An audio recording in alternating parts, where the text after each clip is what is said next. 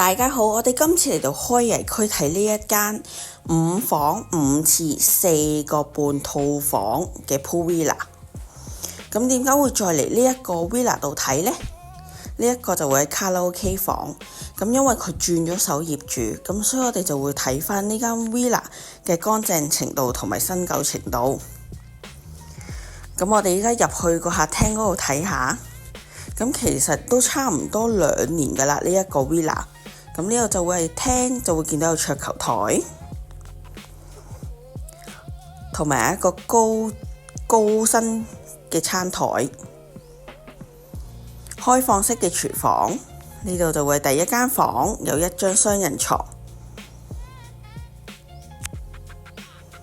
係地下房。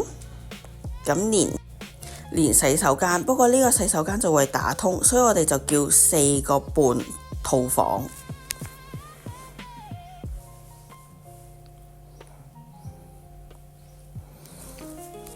咁我哋再行去地下另外一間房，咁呢一個就會有1張雙人床連獨立嘅洗手間。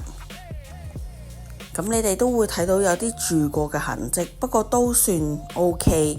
佢個價錢就比較抵，洗手間乾淨，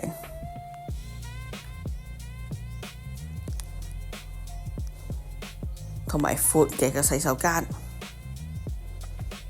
咁我哋依家上樓上睇下，咁始終佢都係開過2年啦，咁所以佢都會有啲痕跡啊咁樣，但係佢個價錢就會比較抵。如果5房嚟講，佢都算抵。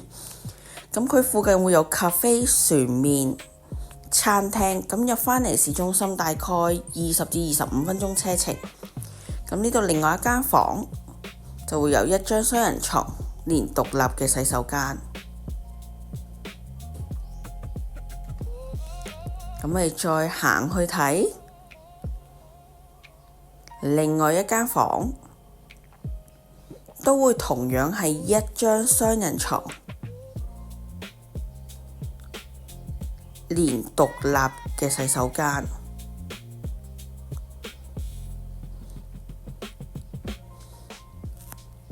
咁我哋嚟到最尾一間房，都會係1張雙人床，